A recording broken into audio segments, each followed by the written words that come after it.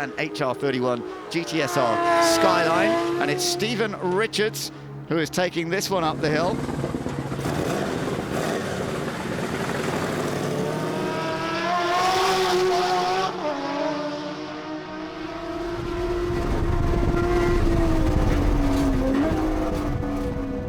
Hi, I'm Stephen Richards, driver of the Nissan Skyline HR31 Group A touring car from Australia. This car won the Australian Touring Car Championship. My career, I guess I grew up in Australia like most young racing car drivers. Did the junior categories of Formula Ford, and then in Australia pretty well you could go from Formula Ford to straight into supercars. So V8 supercars as it's now known. And I spent about 16 years driving in the V8 supercar series, and then continued after that as a co-driver at our biggest race called the Bathurst 1000. So had various levels of success along the way, and had a great time living my dreams. Well, probably the period that I was driving, we had Holden and Ford as vehicle manufacturers through the year. So the time that I was driving was probably at the peak of what the sport was all about, when you had that real intrinsic rivalry between the two supporters of Ford and Holden. It was a great period to be a part of. You know, there's lots of passion, lots of energy from the fans and the drivers on track, so it was really good. I was a bit of a quiet achiever, I suppose, so I didn't get caught up too much, but Greg, who's driving the Monaro next to us, we were teammates for some time. We won the Bathurst 1000 together, which is our biggest race. So we're good mates, and I guess, you know, we always managed to keep on track, to be the on-track competitiveness to being on track, and then away from the track we could go and have a beer. So this Skyline in the day, it preceded what most people would know as the R32 Nissan GT-R Godzilla, but this particular car had a 2-litre 6-cylinder engine that was turbocharged, one turbo, but only rear-wheel drive, and I'm lucky enough to be driving this. My father Jim drove this to the 1990 Australian Touring Car Championship, and then for the last 2 races he got out of this car into the brand new 4-wheel drive Nissan GT-R. So it was quite well sorted at the time against the RS 500 Sierras that were really popular, and the Holden Commodores in Australia, and you know, all of the cars that drove at that period, the BMW M3s that were in Australia at the time, but it seemed more than a match for those cars. Jim rates this car as the best car that he ever drove. It was a bit of an underdog car, but in that period of time it really had some great results, and he still claims today that it is his favourite car for all of those reasons. Sure, there were faster cars that he drove, but this one in particular has got a real soft spot in his heart. So one of the things he said to me when I had the opportunity to drive it a few years ago was how beautiful it was to drive, how well balanced it was, and being engineered and made by a guy called Fred Gibson and Gibson Motorsport at the time. They built the best Nissan touring cars in the world, anywhere. You know, it's a very, very special car.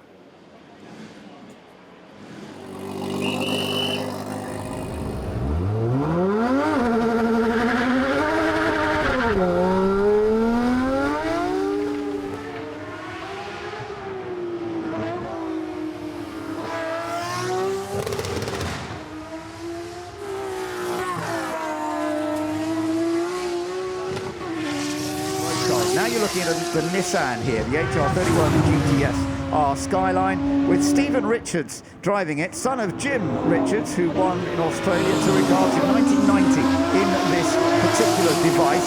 It's a lovely machine, the Nissan, and we'll keep an eye on the times, of course, to see how it goes. I don't think it's going to be quite as quick as the Porsche, but it's in a different category, of course. This is in the touring class category, whereas the Porsche in the GT category.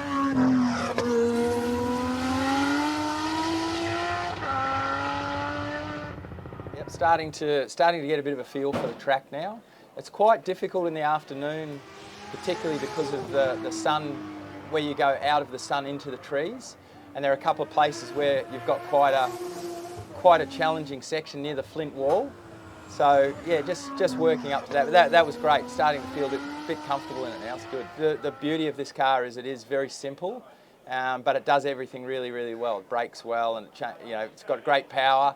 It's just off the start's a challenge. The burnout was good, but the start wasn't very good. So I'm losing a lot of time there. That's where I need to make up the most time. The great thing about going up this track is you get enough runs that you don't have to rush it. It's not a combined time. It's about your fastest time. So realistically, the fastest time you should do is in your last run if the conditions are right. So I think, we're just taking it slowly, making sure the car's running well, and then, tomorrow and Sunday we'll get better again.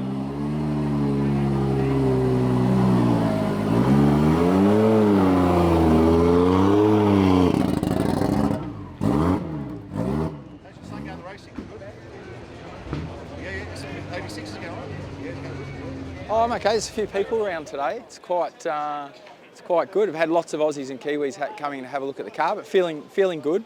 The run up this morning was better, so getting there with it just takes a bit of time. But yeah, great. No, feeling good. You mentioned yesterday about getting off the start line. What's the mentality today to really make that? Just give it heaps. Give it heaps of throttle and step off the clutch and create a bit of wheel spin and tyre smoke, and then off we go. That's the way to do it. Murph and I have been comparing notes about the runs yesterday to see where he's still got the wood on me, but we'll see what happens today.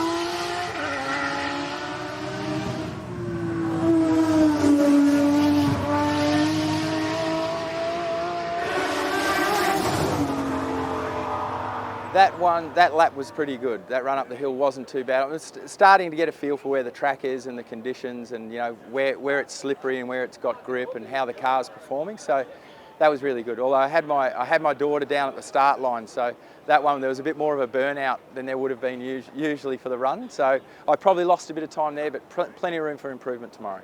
14th is fine. I think for me, as long as every time I go out I improve. I mean, this car in reality is only capable of a certain amount. It's still capable of more than I can produce, but hopefully tomorrow will go a bit faster. Emotionally, it feels pretty cool. I mean, the crowd, the biggest thing for me is just seeing how many people are watching the run. But it's a special place for us. We get to see it every year on the live stream, so to get an invitation and be able to actually compete up the hill, it's fantastic. And as I've said before, we're really showcasing a lot of domestic Australian motorsport that people over here wouldn't have seen. Hello and welcome to the fourth and final day of the 2025 Goodwood Festival of Speed. It has been an unforgettable weekend so far, and it all builds to crowning this year's King of the Hill in the Shootout final.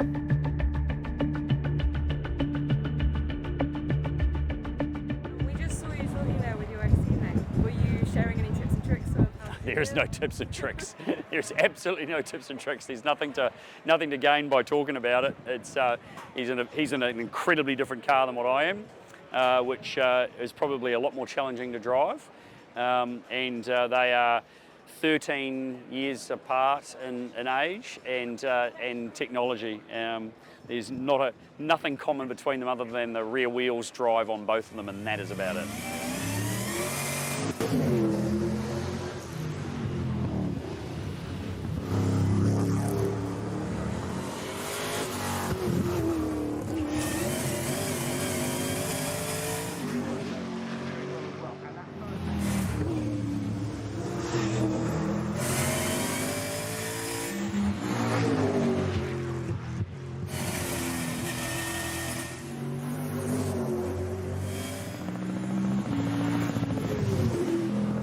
About to head off for the shootout. Now in Australia it's usually a top 10 shootout. That's what we're used to, but the cars that have been entered, I think there's most of the cars are having a run. So that's great because it's nice to get keep getting out on track. Yeah, we went out this morning just for a bit of a cruise up the hill. It's not timed, so you've got to be mindful of the cars that you're around at the time. But it was nice, really good. I think any time you can travel up the hill here is pretty special. If we can take zero risk and we can improve, get our best lap time for the weekend, our best time up the hill, that'll be great, fantastic. But I'm not, we're really just here. The car sounds fantastic and it spits flames out. It's more for the spectacle for the fans than it is for me about getting a lap time. We've got to make sure that Murph next door, we're at least close to him. Today, of course, it's really about the fastest of all to win the shootout here at Goodwood.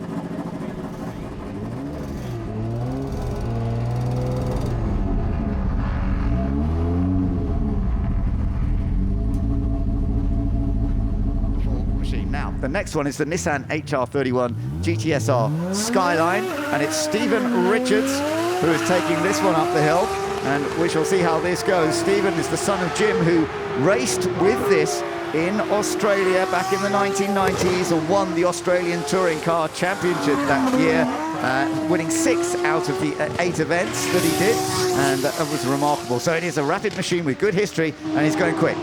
And it was a pivotal machine, this car, as particularly in the Group A touring car area, especially in the Australian Touring Car Championship, the 2-litre straight-six turbo. Going well so far. It was close in the first sector, but the Nissan stretched its legs a little bit more in the second. Yeah, they beat a bunch of Ford Sierras that year, amazing, because the Sierra was becoming the touring car that was so strong. But he's looking as though he's going to set a new pace here. Let's just see, 55.9 is the time to beat. It's in the 50s, it's going to be very close, 55.73, but he does go fractionally fastest of anyone so far that we have seen.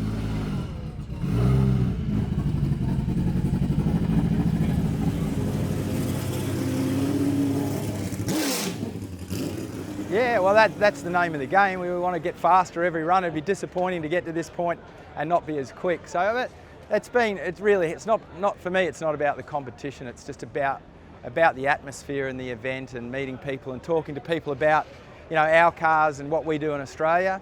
And if we can do a bit of if we can do a bit of driving as well and use a bit of competitive instinct, that's what it's all about. Yeah, the run was good today. It was a lot more grip down this afternoon. This morning it was a little bit slippery, so and that time then I think with the amount of cars that have been up the hill, a bit of sun, it was really good. But I nailed the start this time, that was the important thing.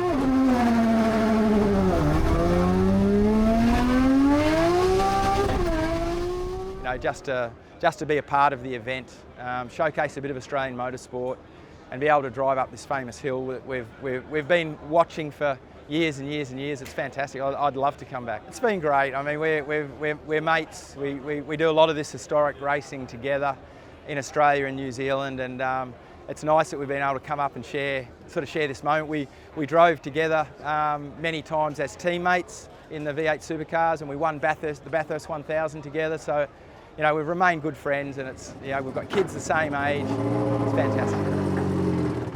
I think just the scale, the biggest takeaway is just the scale of the event, Even on a Thursday, which is effectively a bump-in day, more or less, 100,000 people. I think, it just goes to show when all of our motorsport fans can get up close and personal to the cars and the stars, that's what really matters. And I think sometimes at a professional level, we get a little bit too far away from that. I think it's really important that we try and keep that interaction with the fans as much as we can. So, and that's exactly what this event's about. It's a bucket list item that you think is just too far away, it's out of reach, and yet we got an invitation last year because it's about the cars for sure. The stars are part of it. It's about the cars, and getting the invite last year with both of these very special cars in Australia, that was great. We had a little problem, so they carried the invitation over to this year. and here we are. I mean, it's unbelievable. I was lucky enough to be part of that Nissan legacy as a test driver for Nissan in the BTCC in 1998. So I really feel part of that. And I came, you know, as a 18 and 19-year-old, I was watching my dad racing this car, and then into the R32 Nissan GT-R. So we do share, you know, we share time with Nissan at various points. And for me to be able to drive this car, which my dad classes as his most favourite car, because it was it was an underdog and a giant killer at the same time. So really nice to be able to bring it over here, and that sweet turbocharged 6-cylinder sound is like nothing else that would be around here. So it's great.